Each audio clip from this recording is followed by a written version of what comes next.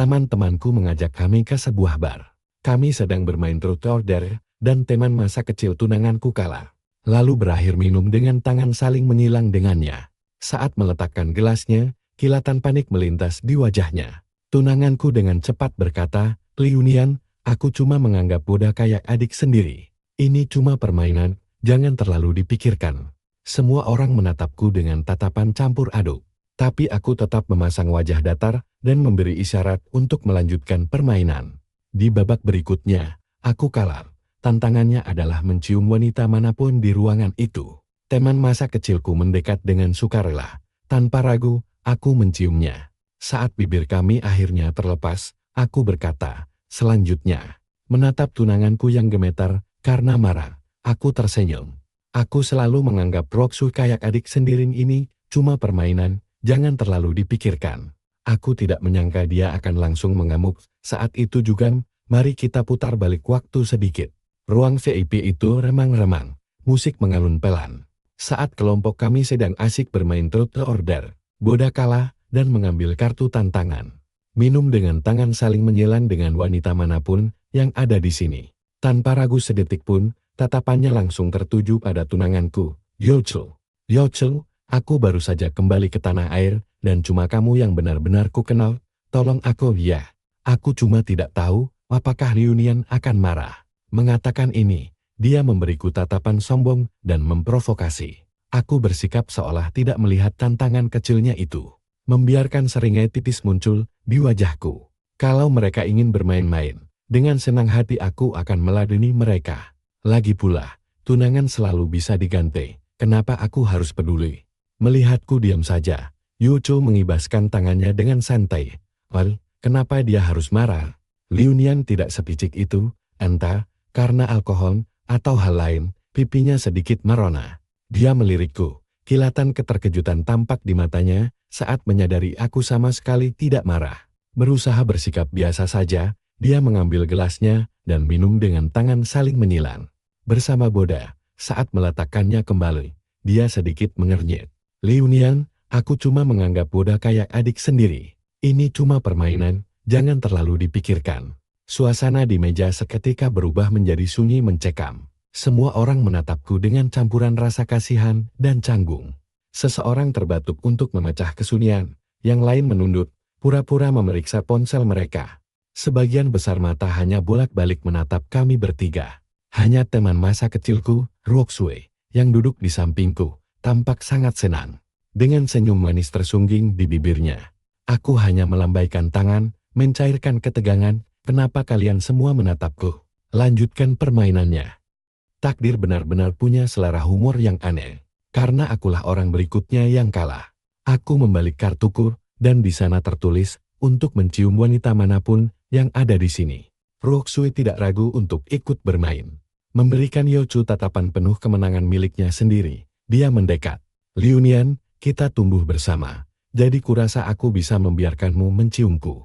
Aku cuma penasaran, apakah Yocho akan marah?" Aku tertawa terbahak-bahak. "Jangan khawatir.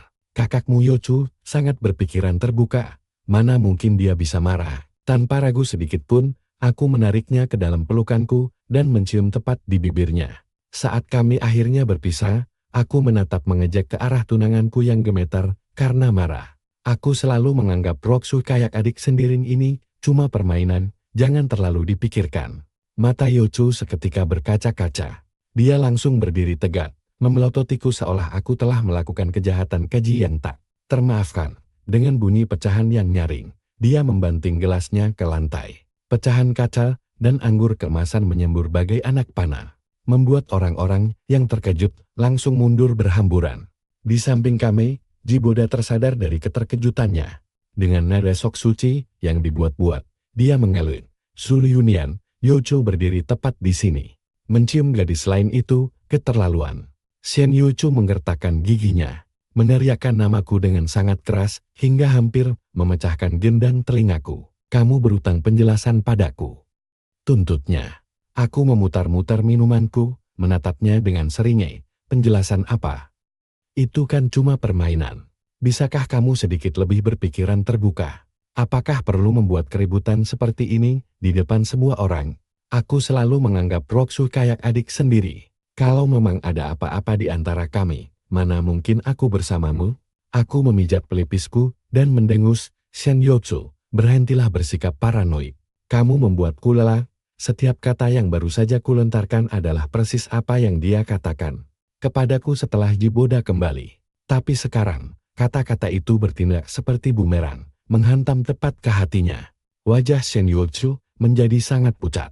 Dia menatapku dengan ketidakpercayaan yang mendalam, terkejut bahwa dari sekian banyak orang, akulah yang akan mengatakan ini. Tepat di saat itu, teman masa kecilku yang bermuka dua mendesak, matanya seketika berkaca-kaca. Yotsu, tolong jangan marah, rengeknya, terdengar rapul dan tidak berdaya. Liu Nian dan aku tumbuh bersama.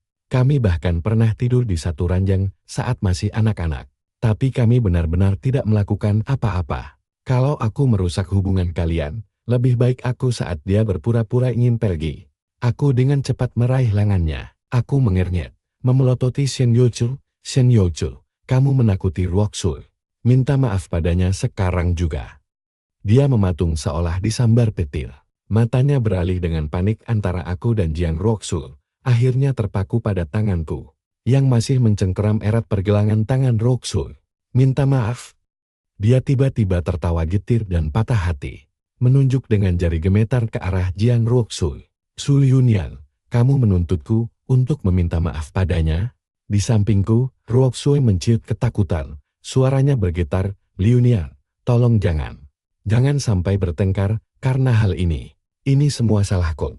Tolong jangan bertengkar karena aku. Dengar itu. Aku melemparkan tatapan dingin ke arah Shen Yotsu. Roxu begitu baik, dia masih membelamu. Sedangkan kamu? Apa yang bisa kamu lakukan selain mengamuk kekanak-kanakan?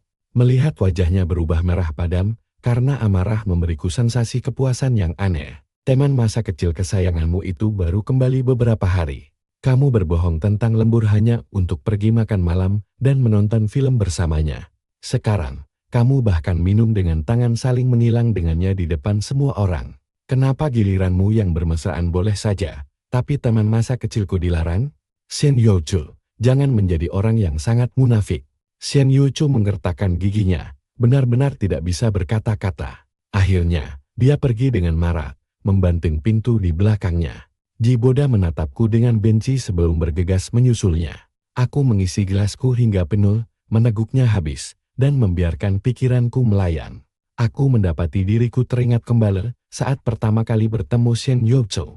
Di masa kuliah, matanya hanya tertuju padaku. Semua orang menyebutnya sebagai bayangan kecilku. Setelah pertandingan basket, dialah yang pertama kali berlari membawakanku air minum.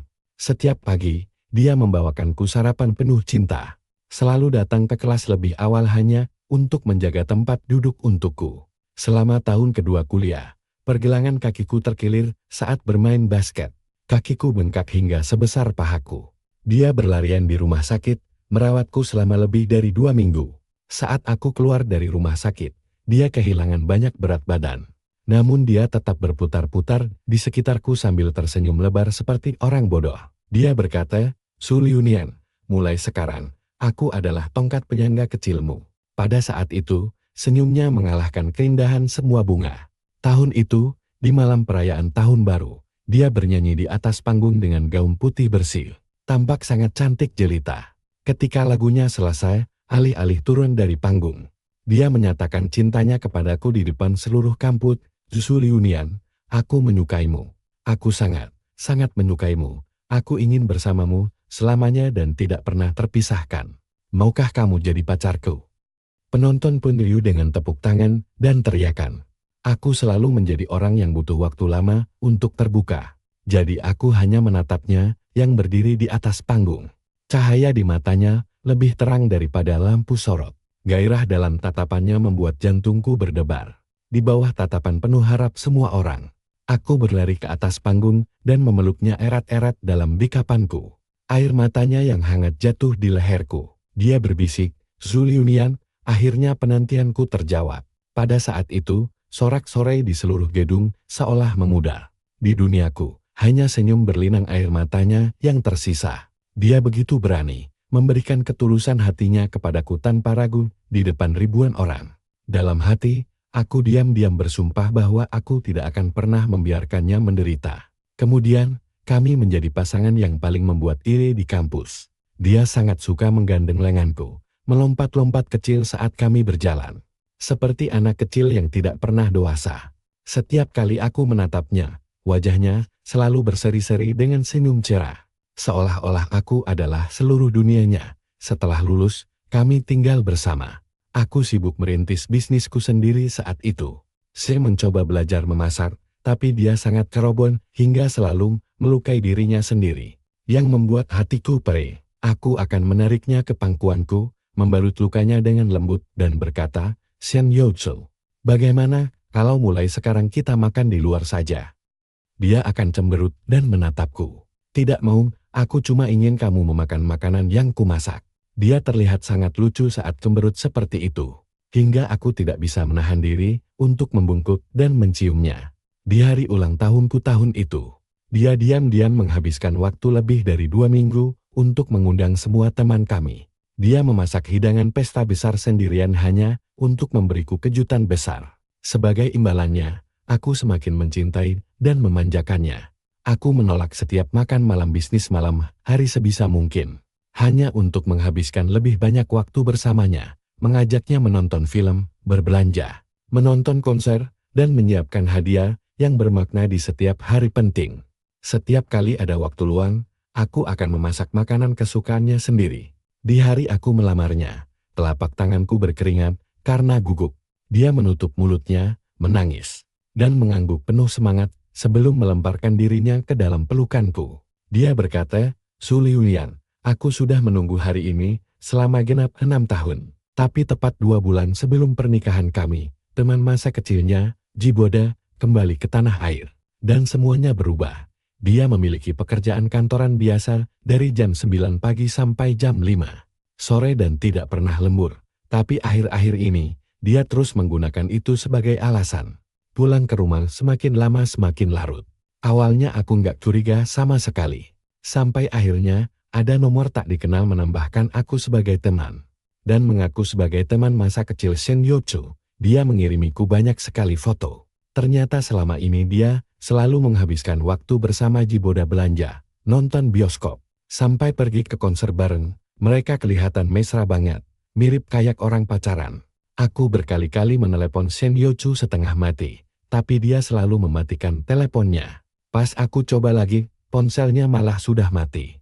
Sudah hampir tengah malam waktu Jiboda akhirnya mengantar Shen Youchu pulang dalam keadaan mabuk, berat dan jalan sempoyongan. Dia benar-benar bersandar penuh di pelukan cowok itu. Dan Jiboda menatapku dengan pandangan memprovokasi. Kamu pasti Su Liulian? Tolong jangan salahkan Kak Youchu. Aku tadi lagi bed, makanya aku ajak dia keluar buat minum-minum sebentar. Kalau mau menyalahkan seseorang, salahkan aku saja, ini semua salahku. Melihat mukaku yang mendung dan dingin, Shen Youchu langsung agak tersadar dari mabuknya. Dia cepat-cepat mendorong Jiboda keluar. Lalu berbalik menatapku dengan tajam. Su Liulian, Jiboda itu cuma anak-anak. Buat apa kamu pasang muka ketus begitu? Kamu tahu nggak? Kamu sudah bikin dia ketakutan. Sambil menahan amarah yang meluap, aku langsung menyodorkan foto-foto yang dikirim cowok itu tepat di depan mukanya anak-anak. Dia kelihatannya cuma setahun atau 2 tahun lebih muda dari kita. Anak-anak umur 26 atau 27 tahun. Dia mengirim foto-foto provokatif ini langsung ke ponselku, dan kamu masih sebut dia anak-anak. Kamu pikir aku bodoh? Tatapan mata Shen Youchu langsung gelisah, dan dia memalingkan wajahnya. Karena sangat emosi, aku menyambar pajangan keramik buatan tangan kami berdua di atas meja, lalu membantingnya sampai hancur berkeping-keping. Shen Youchu, kamu membohongiku dengan alasan lembur setiap hari cuma demi keluyuran sama teman masa kecilmu itu. Dia tiba-tiba langsung naik pitam, suaranya meninggi. Su Liulian, aku cuma nggak mau kamu berpikiran yang tidak-tidak. Sejak kapan sih kamu jadi sekeras kepala ini? Bisa nggak stop cemburu buta yang nggak jelas? Aku selalu menganggap Jiboda itu seperti adikku sendiri. Kalau memang ada apa-apa di antara kami, ngapain juga aku bertahan sama kamu bertahun-tahun? Su Liulian, berhentilah paranoid kayak istri yang suka mengomel. Kamu tahu nggak sih betapa melelahkannya ini? Aku. Keras kepala aku. Kayak istri yang suka mengomel. Aku menatap wanita ini, wanita yang dulu matanya hanya tertuju padaku. Dan tiba-tiba merasa dia begitu asing. Malam itu, kami tidur di kamar terpisah. Selama seminggu berikutnya, kami terlibat perang dingin. Bertahun-tahun ini, perusahaan rintisan milikku tidak pernah membagikan dividen, melainkan memutar kembali semua keuntungan untuk ekspansi usaha. Tahun ini, kami memasuki fase pertumbuhan yang luar biasa pesat, pendapatan kami melonjak drastis, dan kami berencana untuk melantai di bursa saham tahun depan. Aku tidak punya waktu untuk meladeni Shen Youchu dan benar-benar menenggelamkan diri dalam pekerjaan. Dia pun tampaknya sadar kalau tindakannya sudah kelewat batas. Jiboda sempat menghubunginya berkali-kali minggu itu, tapi dia menolak dan memilih untuk pulang ke rumah lebih awal seperti biasanya. Setelah seminggu berlalu, Shen Youchu datang dan memelukku. Su Liunian, aku salah. Aku tidak seharusnya berbohong padamu. Tapi Jiboda mengidap kanker stadium akhir, dan hidupnya sudah tidak lama lagi. Aku cuma ingin menemaninya di saat-saat terakhirnya. Tolong jangan marah lagi, ya. Saat mendengar penjelasannya, aku hanya berpikir kalau dia benar-benar bodoh. Jiboda kelihatan sehat-sehat saja. Dia bahkan masih bisa pergi belanja dan minum-minum bersama kami. Di sebelah mana yang kelihatan seperti pengidap kanker stadium akhir. Tapi aku sudah malas berdebat. Begitu tahu Jiboda mau ikut kumpul-kumpul dengan teman-teman kami, aku langsung tahu dia pasti tidak akan berani datang. Karena dia bersikeras membawa kekasih masa kecilnya, aku pun mengundang teman masa kecilku juga. Siapa sih yang tidak punya? Setelah acara selesai, Roxu merangkul lenganku sambil tersenyum manis. Liunian, bagaimana aktingku malam ini? Bikin kamu bangga kan? Aku menepuk kepalanya dengan gemas. Sangat memuaskan. Aku nggak menyangka akting sok polosmu makin hebat saja dari tahun ke tahun. Roxu mengangkat dagunya dengan bangga. Oke, Liunian, aku pamit pulang dulu ya. Hubungi aku lagi kalau butuh bantuan. Karena malam ini, dia hanya minum jus. Dia menyetir mobilnya sendiri untuk pulang. Aku menyewa jasa sopir pengganti. Begitu aku melangkah masuk ke dalam rumah, Shen Youchu sedang duduk sendirian di kegelapan sambil melamun kosong. Cahaya bulan yang temaram membuat bayangannya memanjang di lantai. Aku langsung menekan saklar lampu, membuat ruang tamu seketika terang benderang. Matanya merah dan sembab, seperti habis menangis hebat. Liunian, bisa kita bicara? Tanyanya dengan suara serak yang terdengar sangat lelah. Aku duduk di sofa seberang, menjaga jarak dengannya. Mau bicara apa lagi? Tentang teman masa kecilmu yang sakit parah itu? Atau kita mau bahas tentang adik perempuan masa kecilku? Youchu langsung menyela dengan cepat. Liunian, jangan pura-pura kalau dia cuma dianggap adik biasa. Aku ini perempuan. Aku tahu betul cara dia menatapmu, jangan pura-pura bodoh. Aku menatapnya dengan dingin dan penuh sindiran. Oh ya, memangnya kamu pikir aku nggak tahu cara Jiboda menatapmu?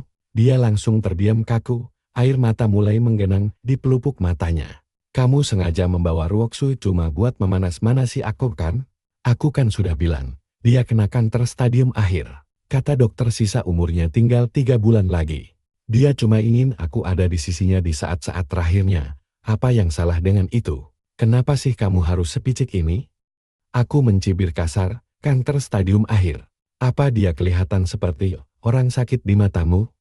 Kamu percaya begitu saja dengan setiap omongannya. Biarpun dia sekarat, bukannya dia punya keluarga yang bisa merawatnya? Kenapa harus kamu yang repot? Dia membuka mulutnya, tapi tidak bisa membantah sepatah kata pun. Tiba-tiba, ponselnya bergetar. Ada telepon masuk dari Jiboda. Dia langsung mengangkatnya dengan panik. Boda, ada apa? Kenapa kamu ada di rumah sakit? Oke, tunggu sebentar. Aku ke sana sekarang juga. Dia menyambar tasnya, lalu langsung berlari keluar, benar-benar mengabaikanku. Dia bahkan sama sekali tidak menoleh ke belakang. Di saat itulah, perasaanku padanya benar-benar mati. Aku mengeluarkan ponselku dan menelepon orang tuaku untuk membatalkan pernikahan kami.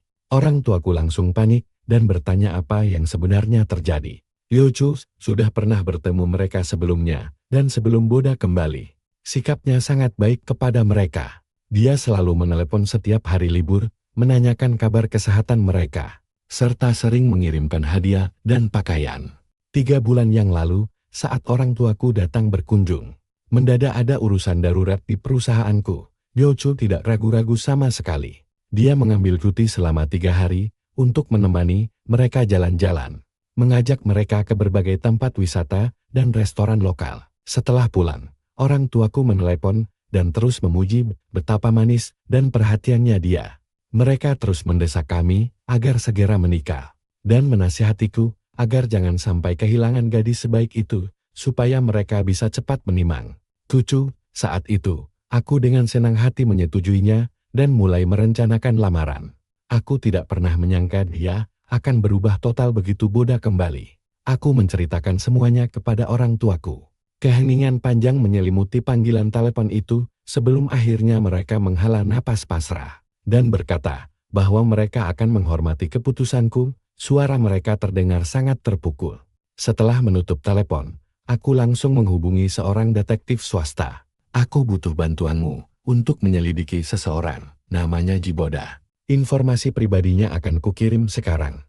Biarpun pernikahan kami batal, aku tidak akan membiarkan mereka lolos begitu saja setelah mempermainkanku. Keesokan harinya, aku harus terbang ke luar negeri untuk urusan bisnis. Kebetulan Ruoxue sedang libur, jadi aku menawarkan apakah dia mau ikut. Dia langsung menerima tawaran itu dengan gembira. Karena kesepakatannya sudah matang, proses penandatanganan kontrak hanya memakan waktu sehari saja. Setelah urusan pekerjaan selesai, esokan paginya aku mengajaknya ke pantai. Begitu dia melepas pakaian luarnya dan memperlihatkan bikini yang memukau, aku tidak bisa memalingkan pandanganku darinya. Aku selalu tahu dia cantik, tapi bentuk tubuhnya benar-benar luar biasa indah. Melihat kakinya yang jenjang dan mulus, serta perutnya yang ramping, aku hampir saja mimisan di tempat. Dia memergokiku sedang memperhatikannya, lalu berputar dengan manja saat ombak lembut menyapu pergelangan kakinya. Hei, Liunian, aku butuh waktu lama banget lo buat milih bikini ini, kamu suka nggak? Aku berdeham, mencoba untuk tetap terlihat tenang. Bagus kok, tapi kayaknya bahannya agak terlalu tebal. Wajahnya memerah, menatapku dengan manja dan pura-pura kesal, lalu mendekat ke arahku. Siapa yang lebih cantik? Aku atau Shen Yulcho? Aku mengedikkan bahu, coba tebak. Dia terus menarik-narik lenganku dan merengek manja sampai akhirnya aku mengaku kalau dia yang lebih cantik. Baru setelah itu, dia melepaskanku. Setelah kejadian itu, kami mengambil banyak sekali foto bersama. Mirip sekali seperti sepasang kekasih. Ruoxue bersikeras memintaku mengirimkan kontak Yochu padanya. Dia memang selalu ahli dalam berakting sok polos. Dulu waktu SMA, aku cukup populer, aktif berolahraga, dan punya nilai yang bagus. Banyak sekali siswi yang terus-menerus mengejarku. Ruoxue beralasan kalau dia harus melindungiku agar tidak pacaran terlalu dini. Dia selalu menempel padaku setiap hari, memanggilku Liunian, bertingkah manja di depan umum, dan mengunggah foto-foto yang memicu kesalahpahaman di media sosial agar dikira berpacaran. Itu semua sengaja dilakukan untuk menakut-nakuti perempuan lain. Jujur saja, taktiknya sebagai tameng memang berhasil. Aku bisa fokus belajar dan masuk ke universitas impianku. Sayangnya, dia sendiri tidak lolos, dan itu membuatnya sangat terpukul. Sekarang, begitu dia meminta kontak Yochu, aku langsung tahu rencana apa yang sedang dia siapkan. Dia ingin membuat mental Yochu ciut. Aku sama sekali tidak punya alasan untuk melarangnya. Malahan, aku memang ingin membuat pasangan toksik itu menderita. Aku mengirimkan kedua kontak itu kepadanya. Tidak lama kemudian, dia mengunggah kolase foto yang cantik di internet. Keterangan fotonya bertuliskan, Liunian bilang aku jauh lebih cantik daripada seseorang di sana. Lengkap dengan emoji-emoji bahagia. Sindirannya telak banget. Kurang dari 30 menit kemudian, ponselku mulai berdering tanpa hantu karena telepon dari Yochu yang masuk bertubi-tubi. Sementara itu, aku hanya memakai kacamata hitam sambil bersantai di kursi pantai dan menikmati segelas anggur. Aku membisukan ponselku, melemparnya ke samping, dan mengabaikannya begitu saja. Aku tidak sudi membiarkan dia merusak ketenanganku. Ruoxue berlari menghampiriku tanpa alas kaki, dengan air yang menetes di sepanjang kakinya. Liunian, kenapa teleponnya nggak diangkat? Cuma orang nggak penting, aku lagi males bicara. Aku melemparkan handuk padanya, seru mainnya. Dia mengeringkan rambutnya dengan mata yang berbinar gembira, seru banget. Tapi, dia mendekat padaku sambil terkikik geli. Kayaknya aku baru saja melihat Yuchu mengamuk tak terkendali di kolom komentarku. Aku mengangkat sebelah alisku, lalu membuka ponsel. Ternyata dia sudah meninggalkan belasan komentar penuh amarah di bawah foto-foto itu. Kamu nggak tahu malu ya, Ruoksu? Liunian, brengsek kamu. Kasih tahu sekarang juga kamu ada di mana. Suruh dia angkat teleponnya, atau hubungan kita selesai. Ruoksu, kamu pasti yang merekayasa semua foto itu kan? Bilang ke dia, kalau aku tahu dia cuma ingin membuatku cemburu, konyol banget.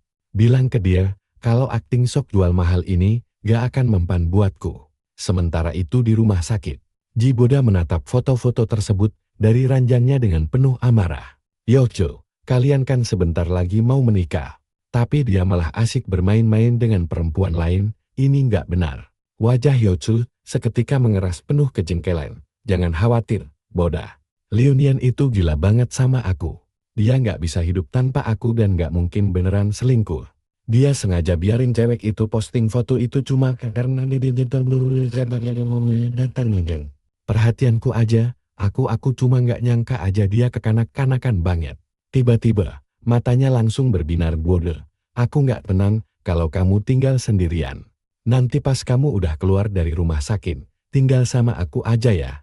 Itu bakal kasih pelajaran buat Liunian dan bikin dia sadar sama kenyataan. Dalam hati Boda seneng banget, tapi dia berusaha pasang muka lempeng. Boleh, Yuchu apapun yang menurutmu terbaik. Setelah 3 hari di pantai, aku dan Roksui terbang pulang. Apartemenku kosong, dan aku benar-benar menikmati ketenangan itu, tidur sepuasnya sampai siang. Keesokan paginya, aku beres-beres dan nepak semua barang-barangnya. Begitu dia pulang, dia harus langsung pergi. Lagian, aku emang udah rencana buat pindah sejak awal. Karena semua uangku udah kuinvestasikan lagi ke perusahaan, apartemen ini cuma sewaan. Dan masa kontraknya juga udah habis. Bisnisku lagi melejit sekarang, jadi aku nggak perlu hidup hemat lagi. Pas lagi di luar negeri kemarin, aku udah minta asistenku buat cari tempat tinggal baru. Rencananya aku mau cari apartemen mewah deket kantor dulu. Baru nanti beli villa setelah perusahaan kami melantai di bursa saham. Pas banget, setelah aku selesai nepak semua barangnya, pintu depan terbuka. Yochu masuk sambil memapah Boda yang kelihatan segar bugar. Si Boda langsung kasih senyum sinisnya yang khas ke aku. Yochu bahkan nggak berani natap mataku sama sekali. Dia naruh koper Boda di lorong dan bilang, kata dokter, kondisi Boda lemah banget dan dia butuh istirahat di tempat yang tenang. Aku nggak tega biarin dia tinggal sendirian. Makanya dia bakal tinggal bareng kita, biar aku bisa rawat dia. Dia cepat-cepat nambahin, lagian kita kan punya kamar kosong. Cuma nambah 1 piring doang kok pas makan malam. Boda tersenyum licik, lalu megang lengan Yochu sambil ngelirik aku dengan sombong. Liunian, aku udah bilang ke dia, kalau ini bakal ngerepotin, tapi dia tetap maksa. Kamu nggak keberatan? Meskipun aku udah benar-benar mati rasa sama dia. Ngelihat perempuan yang udah aku cintai selama 6 tahun ini, ngomong kayak gitu tetap bikin aku shock. Dia benar-benar terasa kayak orang asing. Melihatku mengabaikannya, mata Boda langsung berkilat marah. Yocho, lihat deh, dia malah cuekin kita. Apa dia masih mau main tarik ulur kayak anak kecil? Yocho mengelus kepala Boda, udah, cuekin aja. Dia cuma lagi sensitif dan cemburu lagi. Boda melangkah masuk sambil merengek. Tapi Yocho kita kan belum sarapan. Aku lapar banget. Yocho langsung mengarahkan tatapan dinginnya ke arahku. Liunian, kamu ngapain masih berdiri matung di situ? Kamu nggak dengar Boda bilang apa? Dia itu tamu, sana bikin sarapan. Boda tersenyum makin lebar dan melangkah mendekatiku. Makasih ya, Liunian. Oh ya, aku nggak makan pedes. Dan jangan pakai daun ketumbar ya. Sebelum dia selesai ngomong, aku langsung menamparnya keras-keras pakai punggung tanganku. Makan tuh sampah, dasar bajingan bermuka dua. Aku udah muak banget lihat muka lu. Sebelum dia sempat bereaksi, aku melayangkan tamparan bertubi-tubi ke mukanya. Bunyinya sampai menggema di dalam ruangan. Lalu aku tendang dia sampai terpental. Dia langsung menabrak lemari sepatu dengan keras, sampai berbunyi gubrak. Ternyata dia lumayan tanggul, karena dia langsung berusaha berdiri lagi. Dengan muka bengkak dan mata memerah, dia kelihatan pengen banget ngebunuh aku. Lulu berani-beraninya mukul gue. Teriaknya histeris. Teriakan itu kedengaran bertenaga banget, sama sekali nggak ada lemas-lemasnya. Dia pasti sadar akan hal itu, karena tiba-tiba dia langsung menjatuhkan diri ke lantai dan mengerang buat lanjutin aktingnya. Liu Chu sakit banget. Apa aku mau mati? Liu Nian, kamu udah gila ya? Liu Chu sama sekali nggak menyadari kebohongannya. Dia langsung lari buat meluk Boda, lalu berbalik menatapku dengan penuh kebencian. Aku membalas tatapannya dengan dingin. Ini apartemenku. Siapa yang ngizinin lu bawa sampah ini ke sini? Aku langsung melempar koper Yoichu keluar pintu. Keluar lu berdua. Kalian berdua bikin gue muak, pergi. Dia menatapku dengan tatapan gak percaya. Kamu ngusir aku. Mataku menyipit dengan dingin. Lu bawa laki-laki lain ke rumah gue. Lu pikir gue bakal dim aja dan ikutin drama lu ini? Biar gue perjelas ya, gue kasih tahu lu, Shen Yoichu, kita selesai. Pergi sana, lakuin apapun yang lu mau sama adik kesayangan lu itu. Dan jangan pernah berani deket-deket gue lagi. Wajahnya langsung pucat pasi. Dia menggigit bibirnya erat-erat, air matanya mulai menggenang. Su Liunian, dengerin penjelasan aku dulu. Sayang hal itu, Jiboda cepat-cepat memegang dadanya sambil merengek dengan suara lemas. Sakit banget kayaknya aku pendarahan, dalam Dev, Yoichu. Apa aku bakal mati? Mendengar ucapan itu, Yoichu langsung panik setengah mati. Dia memegang lengan Boda untuk membantunya berdiri. Enggak, kamu nggak bakal mati. Jangan khawatir, aku bakal bawa kamu ke rumah sakit sekarang juga. Di ambang pintu, dia tiba-tiba berbalik dan menatapku. Su Liunian, aku tahu kamu cuma ngomong karena lagi emosi, sisa hidup Boda udah nggak lama lagi. Keinginan terakhirnya cuma pengen ngadain pernikahan megah sama aku. Kamu jangan khawatir. Aku nikah sama dia cuma buat wujudin impiannya aja kok. Ini cuma pernikahan pura-pura. Nanti aku tetep bakal nikah sama kamu kok. Kamu di rumah aja dulu ya. Tenangkan diri kamu. Setelah itu, dia buru-buru pergi memapah Boda. Melihat mereka pergi, aku tahu dia udah benar-benar nggak bisa diselamatkan lagi. Tepat saat itu, detektif swastaku mengirimkan pesan berisi semua berkas hasil penyelidikan. Aku membuka berkas-berkas itu dan langsung tertawa lepas. Pernikahan pura-pura ria? Bagus banget. Gue bakal pastiin buat kasih hadiah pernikahan yang luar biasa heboh. Asistenku kerja dengan cepat dan langsung membelikanku apartemen baru yang dekat banget sama kantorku. Aku menghabiskan waktu selama 2 hari buat pindahan. Sejak aku ngajak Roxu liburan ke luar negeri waktu itu, dia jadi makin nempel sama aku. Dia sering banget kirim foto selfie, kadang pakai stocking hitam, kadang pakai stocking putih. Dia benar-benar tahu seleraku. Entah gimana caranya, dia bisa tahu tentang apartemen baruku dan langsung kirim pesan ke aku. Dia kirim video pendek yang imut, sekaligus manja. Dia pakai pakaian yang agak tipis, dengan sudut kamera dari bawah yang memperlihatkan lekuk tubuhnya dengan jelas. Latar belakang videonya adalah apartemen yang dia tinggali bareng teman sekamarnya. Kak Liunian, kantorku sebenarnya dekat banget loh dari kantormu. Boleh nggak aku tinggal bareng kakak? Temen sekamarku baru jadian dan mau pindah. Terus aku takut kalau harus tinggal sendirian. Kakak kan tahu sendiri aku ini cantik banget. Gimana kalau nanti ada orang jahat yang masuk? Dia pura-pura menyeka air mata. Kak Liunian, kakak kan udah janji mau jagain aku selamanya. Masa kakak udah lupa sih? Sambil duduk di kursi kantor, aku merasa kepalaku mulai pusing. Anak ini emang selalu tahu cara bikin aku nggak bisa nolak.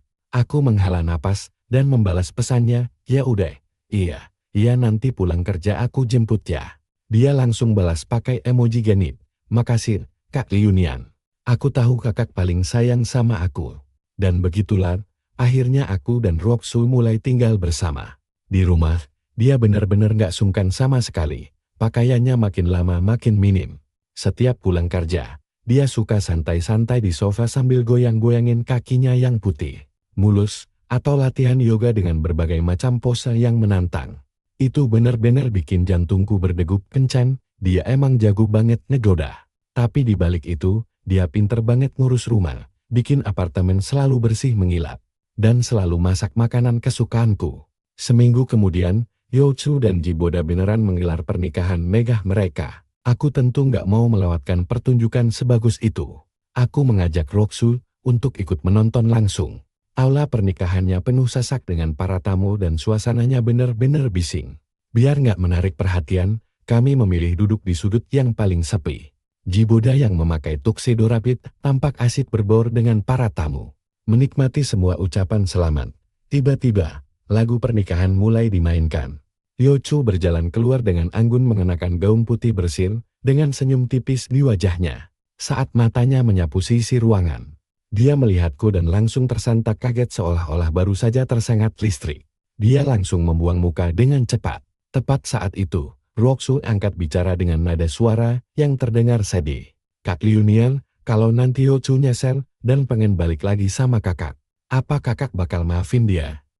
Aku tertegun dan menatapnya dengan bingung. "Tentu aja enggak. Kita kan tumbuh besar bareng kakak, pikir kamu udah paham sifat kakak.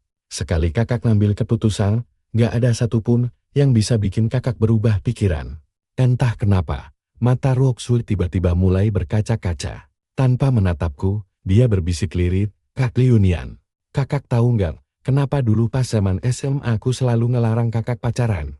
Tanpa menunggu jawabanku, dia melanjutkan ucapannya dengan suara yang lembut dan penuh kesedihan. "Karena sejak dulu aku udah jatuh cinta sama kakak, aku langsung mematung. Untuk pertama kalinya, aku melihat perasaan yang begitu dalam dan tulus di matanya. Selama bertahun-tahun, aku selalu ngikutin kakak kemana-mana kayak bayangan kecil mengusir semua cewek lain yang mencoba mendekati kakak." Dia tersenyum pahit. "Sebenarnya, aku cuma egois aja, aku cuma mau kakak melihat ke arah aku." Di momen itu, suasana bising di acara pernikahan seolah-olah langsung sirna. Seluruh duniaku terasa menyusut, hanya menyisakan suara lembutnya dan matanya yang berkaca-kaca. "Kak Liunian, waktu kakak berhasil masuk ke kampus impian kakak, aku nggak bisa ngejar kakak. Aku nangis semalaman pas hasil ujian keluar." Dia menatapku, dan sebutir air mata pun jatuh membasahi pipinya. "Makanya, aku mutusin buat daftar kuliah di kota tempat kakak tinggal. Kakak tahu nggak, pas tahun kedua kuliah kita, aku datang ke acara pesta tahun baru di kampus kakak. Sebenarnya aku pengen nyatain perasaanku langsung, tapi aku telat. Aku melihat kalian berdua di atas panggung, berpelukan erat banget. Aku nangis tapi aku coba yakinin diriku, kalau kakak akhirnya udah nemuin kebahagiaan kakak. Setelah itu, aku jarang ngehubungin kakak, tapi aku dim-dim selalu cari tahu kabar kakak. Kak Liunian, kakak tahu nggak, kenapa aku bertahan di pekerjaanku yang sekarang sampai 3 tahun? Itu bukan karena aku suka sama pekerjaannya, tapi aku cuma pengen bisa lebih deket sama kakak." Mendengar itu, dadaku terasa sesak. Aku mengulurkan tangan dan menggenggam jemarinya yang lembut. Dia sempat mencoba menarik tangannya sekali, tapi akhirnya dia membiarkanku menggenggamnya. Air matanya mengalir makin deras, dan aku dengan lembut menghapus air mata itu. Tepat saat itu, pembawa acara naik ke atas panggung sambil membawa mikrofon. "Selamat datang para tamu undangan di acara pernikahan suci antara Shin Yochu dan Jiboda. Mari kita mulai acara ini dengan menyaksikan video kisah cinta manis mereka." Para hadirin langsung bertepuk tangan dengan meriah. Aku mendekatkan kepalaku ke telinga Roxu dan berbisik, "Pertunjukan sesungguhnya baru mau dimulai. Sebelumnya, aku sudah menyuap staf hotel untuk menukar videonya." Layar raksasa di panggung langsung menyala, tapi bukannya menampilkan kisah cinta manis mereka. Layar itu malah memperlihatkan ruang praktik dokter. Di dalam video itu, Jiboda tampak sedang berbicara dengan seorang dokter. Boda menyelipkan sebuah amplop tebal ke tangan dokter tersebut sambil memasang senyum menjilat. "Paman, tolong buat laporan medis, saya kelihatan parah banget ya.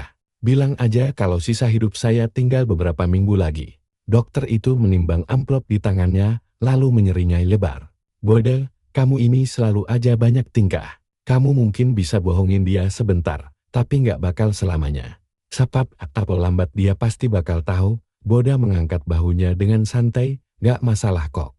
Begitu dia setuju sama pernikahan ini, aku bakal tipu dia biar mau tanda tangan berkas pernikahannya. Kalau semuanya udah beres, siapa yang peduli?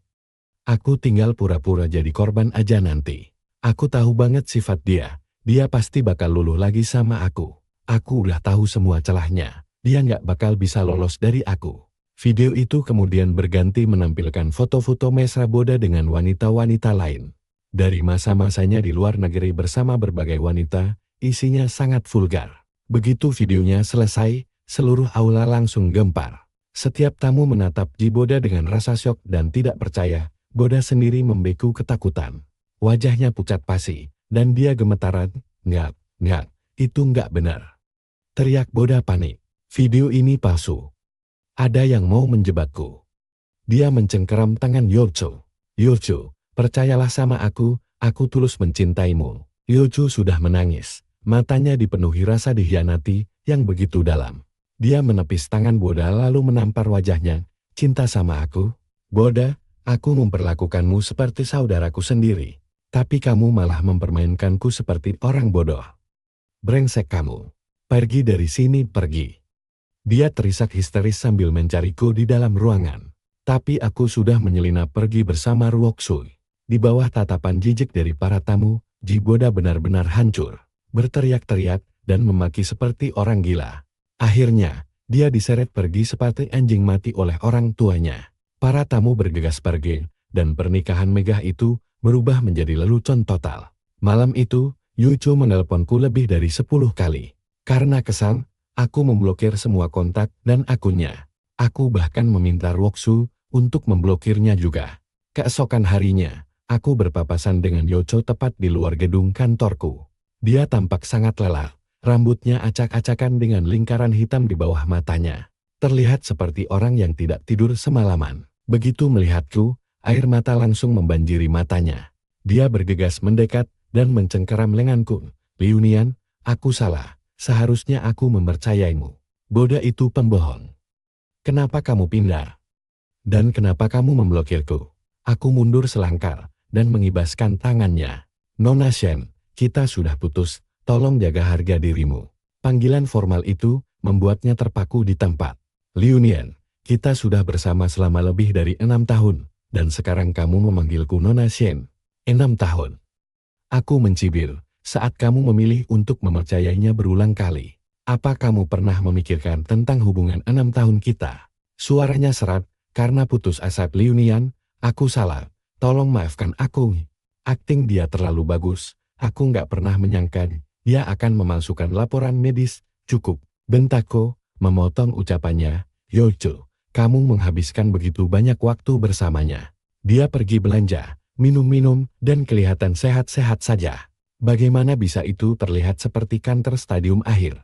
Kamu tahu dia punya niat buruk, tapi kamu terus membiarkannya melewati batas. Bahkan sampai menggelar pernikahan dengannya.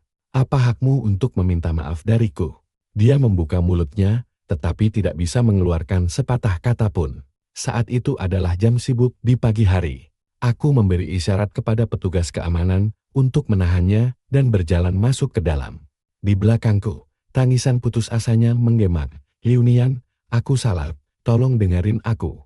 Aku cinta sama kamu. Selama beberapa hari berikutnya, dia bahkan tidak pergi bekerja. Dia hanya berdiri di luar kantorku seperti patung, menungguku. Aku benar-benar menghindari pintu masuk utama dan memilih menggunakan garasi bawah tanah. Suatu hari, saat aku melangkah keluar dari lift, dia tiba-tiba muncul entah dari mana dan menyergap untuk memelukku. Aku langsung mendorongnya menjauh. Liunian, aku sudah banyak berpikir, satu-satunya yang kucintai hanyalah kamu. Boda dan aku nggak pernah melakukan apa-apa. Tolong beri aku kesempatan lagi, aku salah. Dia bersusah payah untuk berdiri dan mencoba meraih tanganku, tetapi aku mengelak. Dia pun jatuh tersungkur lagi. Dia terduduk di lantai, terisak histeris. Aku menatapnya dengan dingin. Nona Shen, aku sudah memperjelas semuanya. Terakhir kali, kita sudah putus. Apakah kalian berdua melakukan sesuatu atau tidak? Itu sama sekali tidak ada hubungannya denganku. Kita bersama selama 6 tahun, jadi kamu tahu bagaimana sifatku. Sekali aku memutuskan, aku tidak akan berubah pikiran, aku tidak mencintaimu lagi. Berhentilah menggangguku, mari kita jaga harga diri masing-masing. Aku masuk ke mobilku dan pergi. Belakangan, seorang teman memberitahuku bahwa dokter itu dipecat. Tapi Boda terus menguntit Yocho di tempat kerja dan apartemennya, mereka sering bertengkar hebat. Akhirnya, karena sudah tidak tahan lagi saat Boda menyudutkannya di tangga darurat, Yocho mendorongnya dengan keras. Boda terguling ke bawah tangga dan berakhir lumpuh. Kabarnya, dia akan terbaring di tempat tidur seumur hidup tanpa ada harapan untuk sembuh. Liu Chu ditangkap dan menghadapi dakwaan atas penganiayaan dengan sengaja. Dia terancam hukuman hingga 6 tahun penjara. Beberapa hari kemudian, aku menerima surat darinya dari rumah tahanan, Liu Nian. Aku minta maaf. Kalau saja Boda nggak pernah muncul, kita pasti sudah menikah sekarang. Aku tahu ini sudah terlambat. Ini semua salahku, aku minta maaf, dan aku harap kamu bahagia. 1,5 tahun kemudian, perusahaan rintisan milikku sukses go public. Keesokan harinya, istriku, Jiang Ruoxu, melahirkan anak pertama kami. Benar-benar kebahagiaan ganda yang luar biasa. Aku mendekapnya erat ke dalam pelukanku, lalu mengecup keningnya dengan lembut. Aku mencintaimu, sayang. Jiang Ruoxu meremas tanganku dengan erat. Aku juga, sayang.